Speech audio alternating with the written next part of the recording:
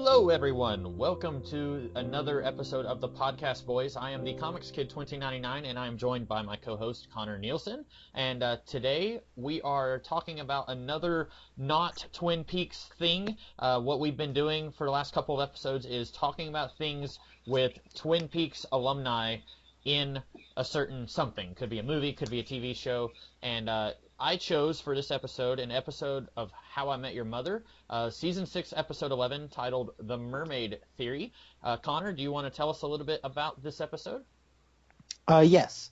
The Mermaid Theory is one of the ongoing, is a piece in the ongoing relationship between Ted, the main character, and a girl he dated named Zoe. I think this is relatively early on in their relationship when she's still married to a fellow named Captain, played by none other than Special Agent Dale Cooper himself, Kyle MacLachlan. And at the same time, he had just went and hung out with her without him, and it was just him and her. And then this strikes up a conversation about the so-called mermaid theory, and this is tested when a single person hangs out with a married person of the opposite sex, and when the person goes from unattractive to a person and turns into attractive, this is called the mermaid theory. They turn from a man into a mermaid, or so Barney says so in a flashback, and they test this theory. So what's his face? Marshall and Robin hang out, as well as Marshall's wife Lily and Barney have this weird meandrous subplot, but Ted, after having hung out with Zoe by herself, is now hanging out with the captain on his boat in the middle of nowhere. And hijinks ensue. This is How I Met Your Mother Season 6.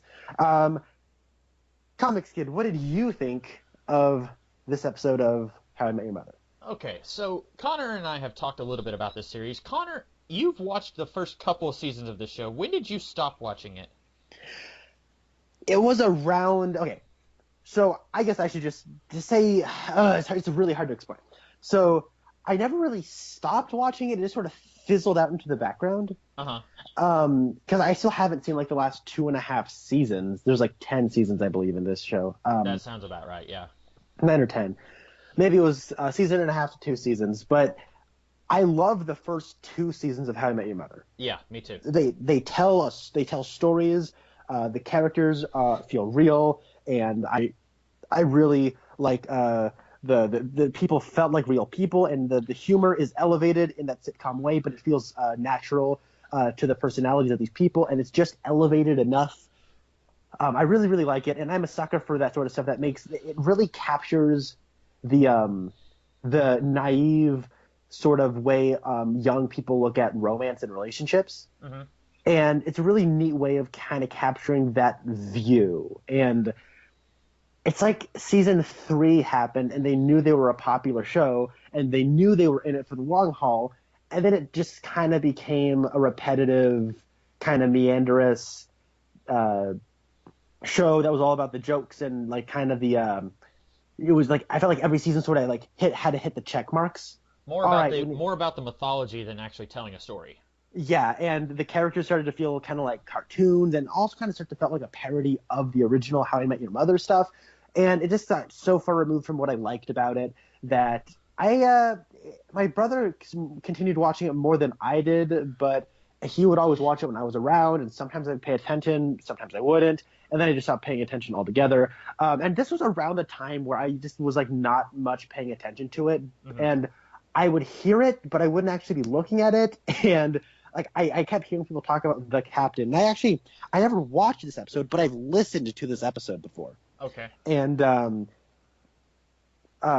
it wasn't until much later when Spencer, my twin brother who was watching this show, was watching a little bit of Twin Peaks, and he was like, "Oh, that's the captain from How I Met Your Mother." I'm like, "Oh, really?" So it's only sort of this crazy little coincidental irony that I'm now forced to review this in tangential relation to Twin Peaks. Yeah. How do you feel about this? Okay. Well, I guess real quick, I'll talk about my relation with How I Met Your Mother. I think I did a video on the finale a long time ago. I, like you, I liked the first couple seasons of the show. Really, I didn't start to actively hate the show until around season 7, which is the following season from this one.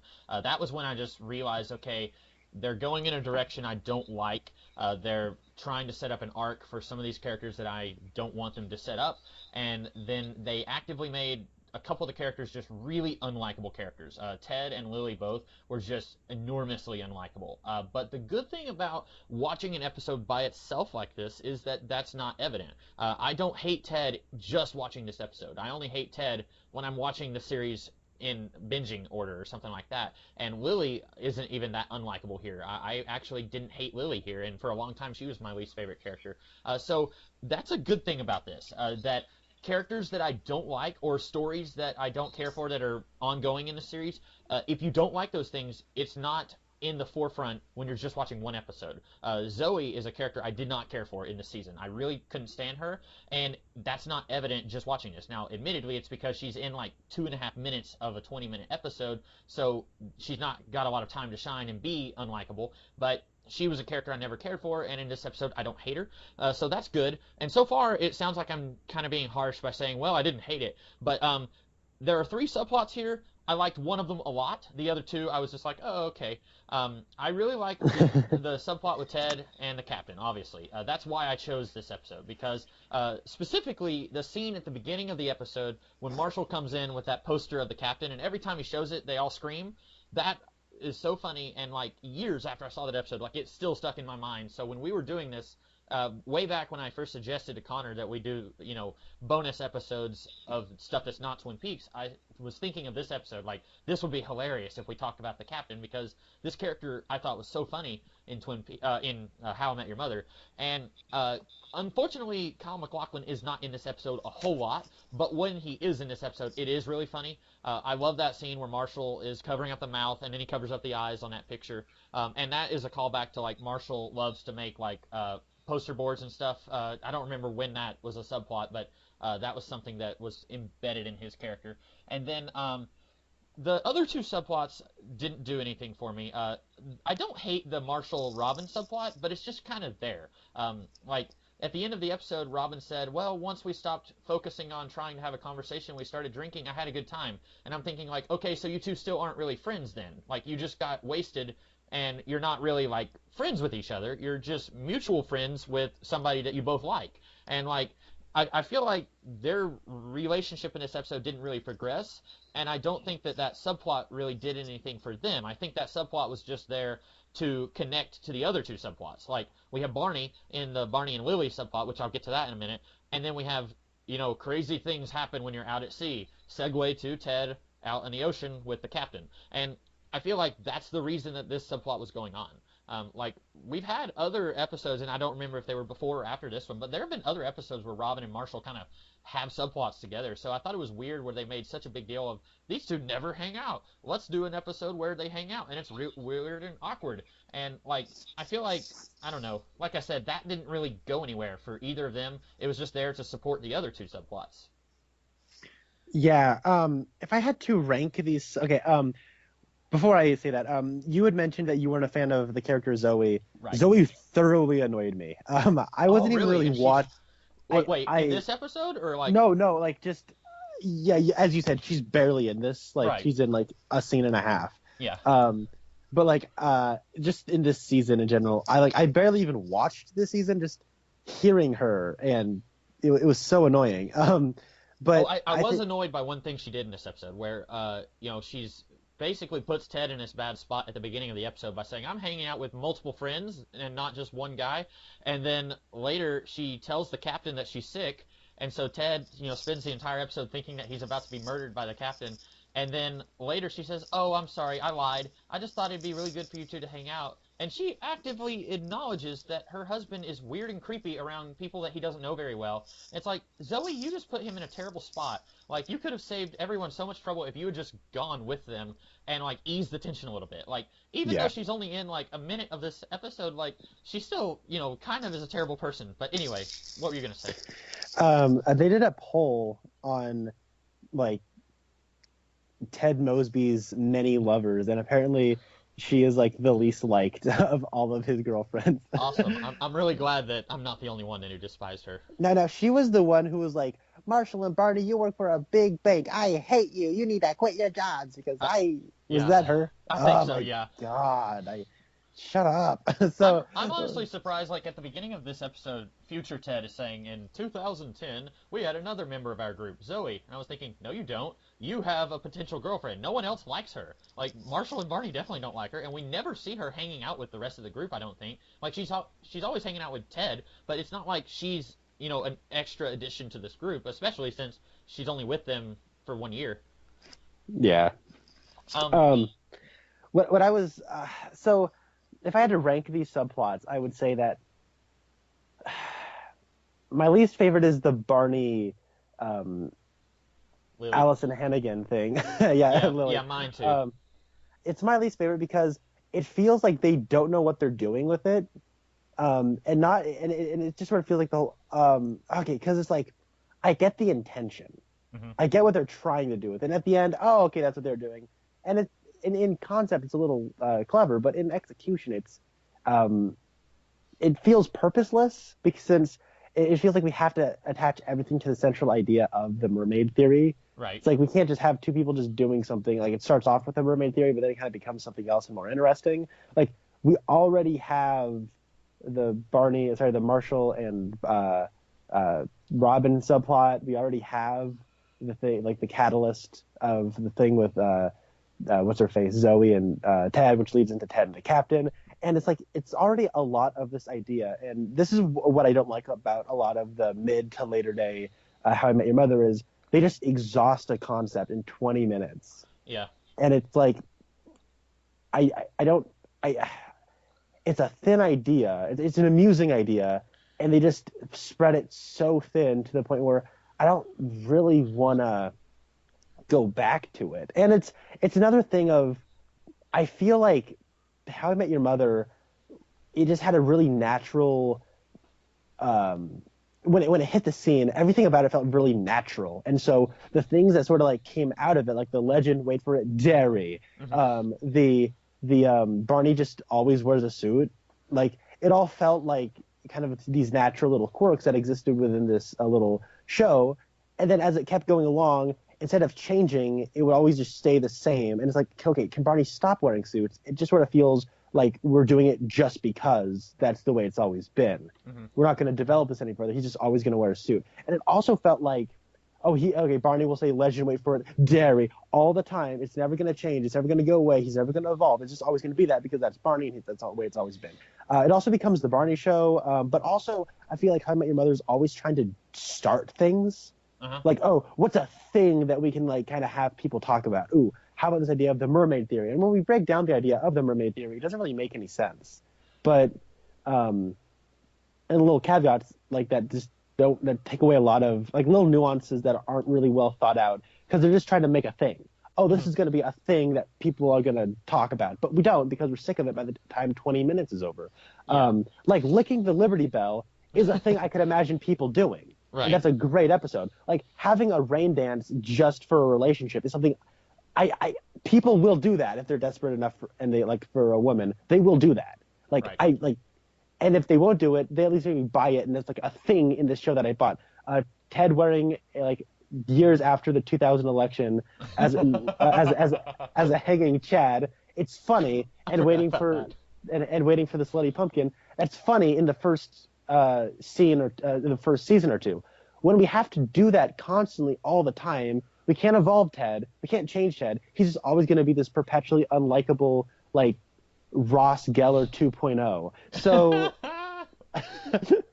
except I kind of like Ross in Friends, except when he's really annoying. Yeah, so I wasn't a fan of Ross either, so that really hit home for me. Ross and Rachel were my two least favorite characters in Friends, and Ted was my least favorite character by the end of season 7 of How I Met Your Mother. Anyway. Yeah, so I'm done ranting about that. It's just, I think a lot of the issues I have with this show as a whole are pretty evident in this particular time. There's still enough that you can just like plug your ears and go, no, I don't see the bad. I don't hear the bad. It's still good. Like that's what I was doing around a little bit before this time, but a lot of the issues with this become so prevalent and they just take over the show like in later season 6 and season 7 and season 8 and on and on. So yeah. Well, I haven't talked about the third subplot yet, so I guess first we should explain what that is if you haven't seen the episode. So basically, while the Marshall and Robin stuff is going on, and while the Ted and the Captain stuff is going on, future Ted cannot remember what was going on with Lily and Barney. And that's the running joke, and they hit it home about 800,000 times, and it gets old by the end of the episode, like Connor was saying. So finally, by the end of the episode, future Ted remembers what exactly happened between Barney and Lily in this episode, except he misremembers it. Everything that he talks about with Barney and Lily actually happens 1 year later,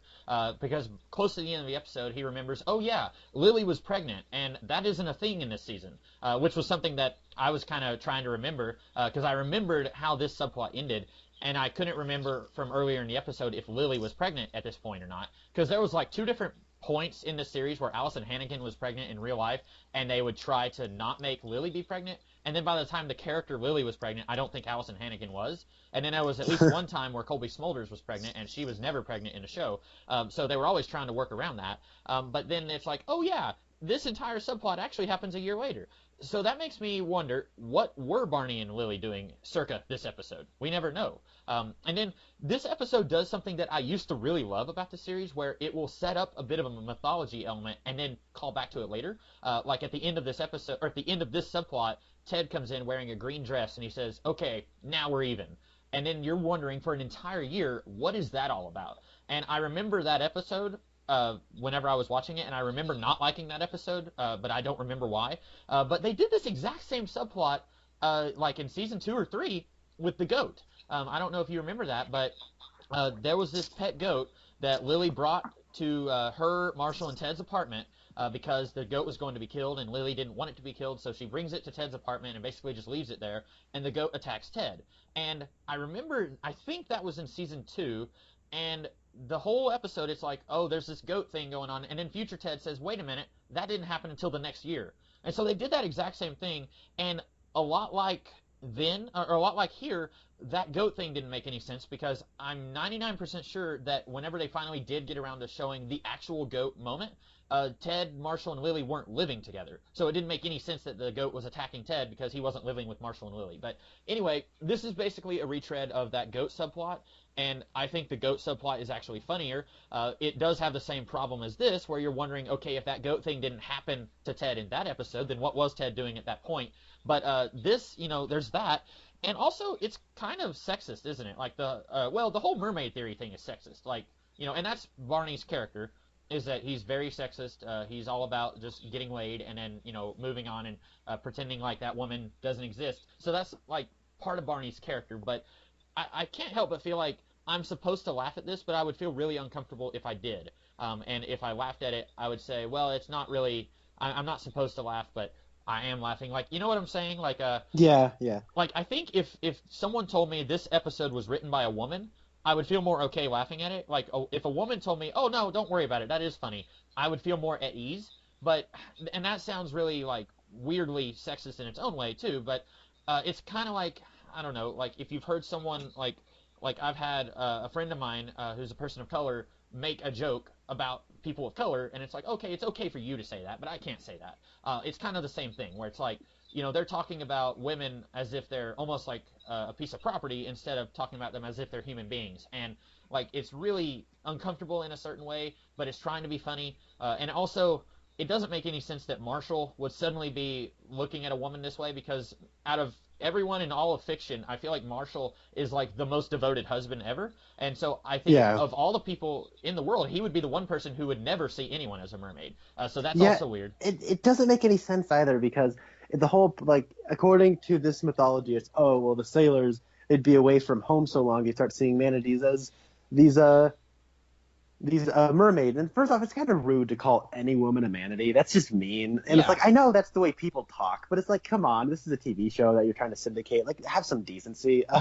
But it's also like, yeah, but he still sees his wife every day. Yeah. the whole point was the sailors were away from home so long. For like 200 days, I think they said in the end of the episode. And then I'm thinking, yeah, but oh my goodness. Like, I think the singer at the end's pretty funny. Like, that was exactly where my mind went, like, well, why did they start singing each other as mermaids? Yeah. But and then Jason Segel's line reading of dude, we gotta find land. that was a Yeah. legitimately funny way to end it. I think of all the cast, Jason Segel's probably the best of this cast.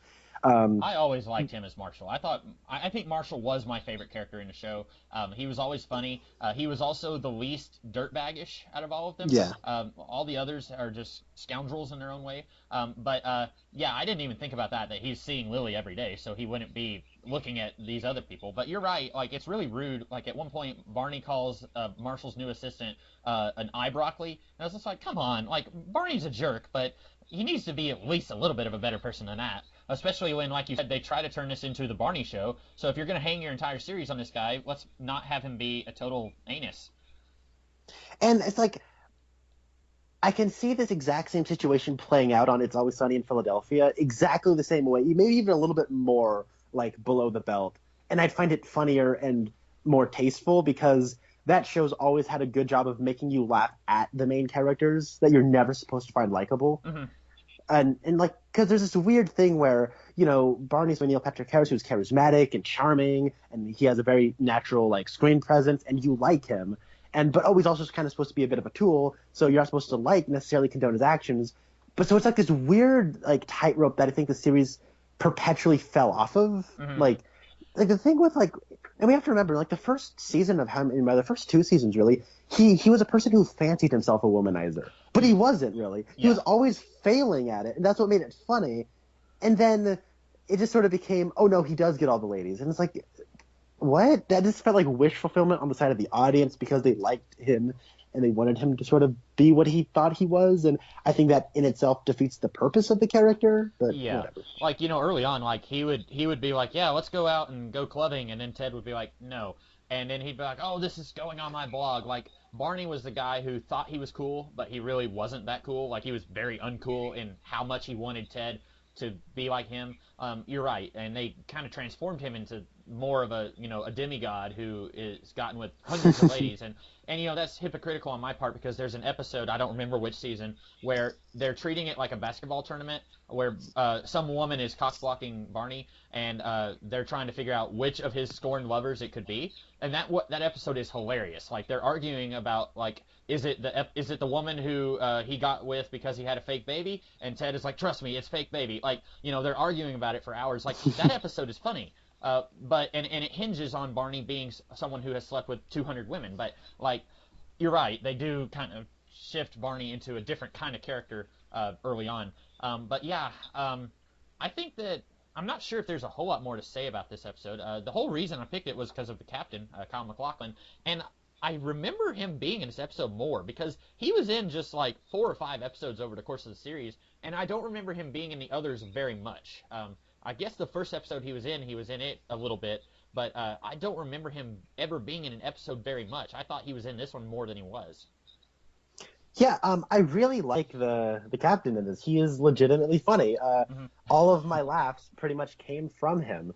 Kyle MacLachlan's so good at like being goofy. Like, he'll just be talking and then he'll just end his line and then just make this wacky face for like a fraction of a second and go back to normal. And oh my god, I love him. And he's like purposefully like speaking his lines as awkward as possible, but it doesn't feel like put on. It feels like that's the way the character is, and I really liked him. And at the end of the day, he's just a person. I guess I didn't really care much for also how the episode was edited, because I think the part that would maybe make the best character, the captain, like be like more memorable would be like, oh my gosh, how did he get Ted out of the water? Well, we don't see that. Right. He falls into the water. He's like, Dad? Yeah. And then it cuts the commercial break, and then it opens up with Marshall and Robin, and it's like, oh, are we gonna go back to them? And then we do, and it's like he's in a blanket, and he's already confessed, like, hey, look, this is what's kind of been going on. I've been scared about this. And like, oh, we didn't get that. Right. Like, we didn't get any of that, and that's really disappointing because we gotta continue to like have people make mermaid jokes, and it's, I don't know. Yeah, that's a good point. I remember thinking that, like, oh wait, how is he gonna rescue Ted? And then it didn't occur to me that they just skipped over that whenever we see Ted in the blanket. But yeah, pretty much most of my laughs came from the captain. I did have a couple here and there. Like, I liked the part where Robin said, once in college I was in this boring poetry class, and that's actually sort of happened to me before. Like, I would be in a situation where I was bored out of my mind, and I would think about this episode, and I would want to say, like, hey, did you ever see that episode of How I Met Your Mother where Robin was really bored? But then I would catch myself and be like, no, wait, that's exactly what she did. I don't want to let on that I'm bored in this situation. And then it's kind of somewhat connected to the captain. I got a big kick out of Marshall with that big picture of the captain. I don't know how Kyle MacLachlan makes the top half of his face angry and the bottom half, like, happy. Like, if I tried that, I'd just look weird. And he does, like, he looks scary, but, like, when he's doing that thing where, like, every time he covers up the mouth and it's just the eyes, and they all, like, scream, like, that, I don't know why. Like, it's not an especially clever joke, but it's funny to me. And that's I do see the appeal. Like, that's like, this is the point of the show where it's like I'm kind of getting jaded, but I still see the appeal. That thing is, like, I found that joke funny at first, and this is my biggest problem with when you catch on to the formula of How I Met Your Mother.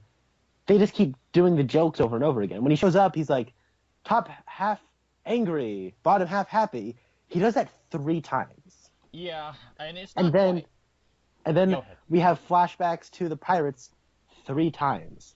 Yeah. And then we have, like, and it's like, you notice it. There's, like, they always do the joke 3 times. Like, there's an episode of How I Met Your Mother where, like, Marshall has this fear of getting attacked by a bear, and then so they'll see his fantasies as, like, a guy in a bear costume attacking him.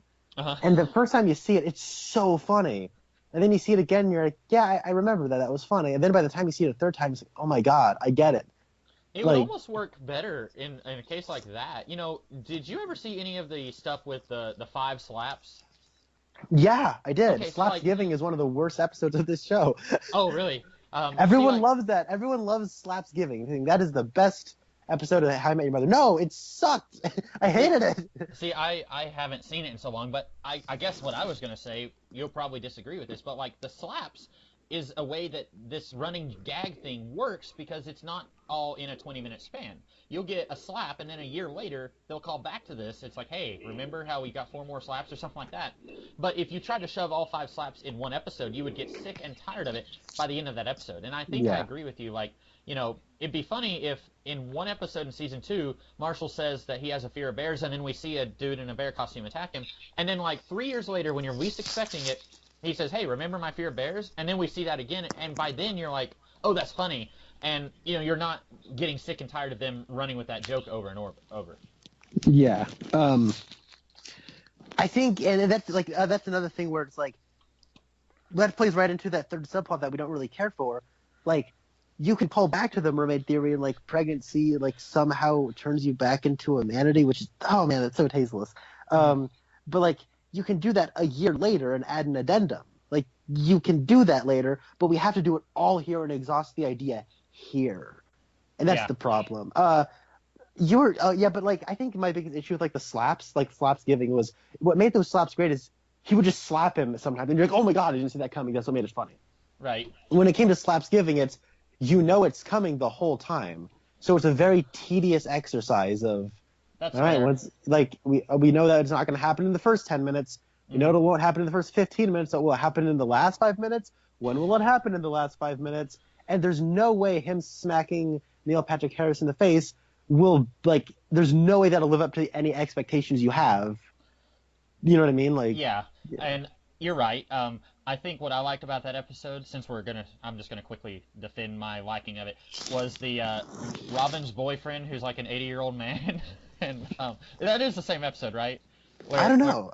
She brings, in one of the slap episodes, or one of the Thanksgiving episodes, she brings this guy who Ted says, like, he probably looked like this, and he shows some guy who's, like, in his upper 40s, but he looks hot.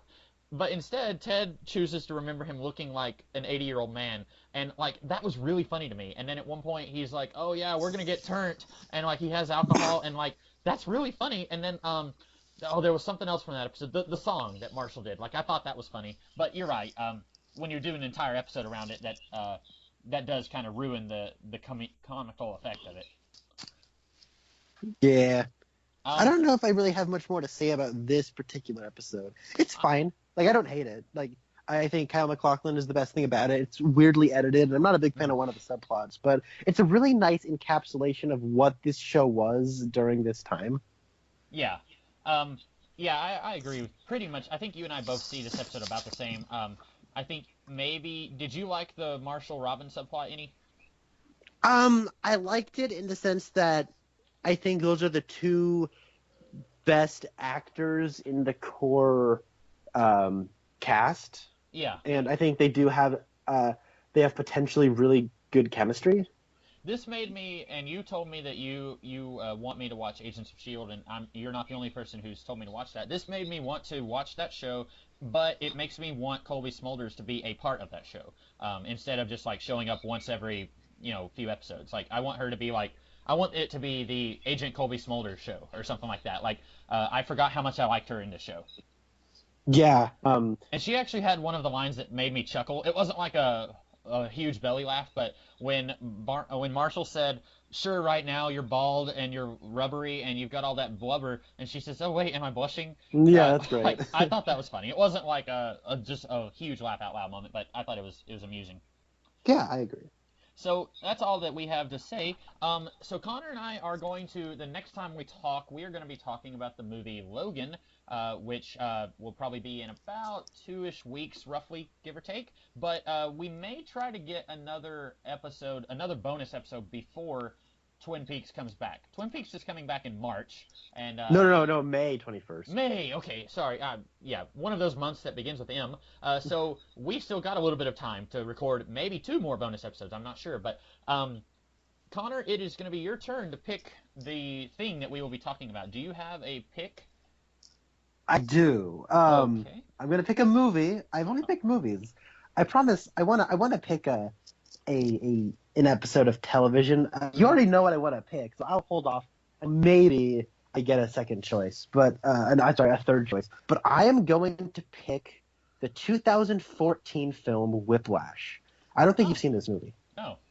It is a fantastic film. One of the best of the year. Was nominated for Best Picture.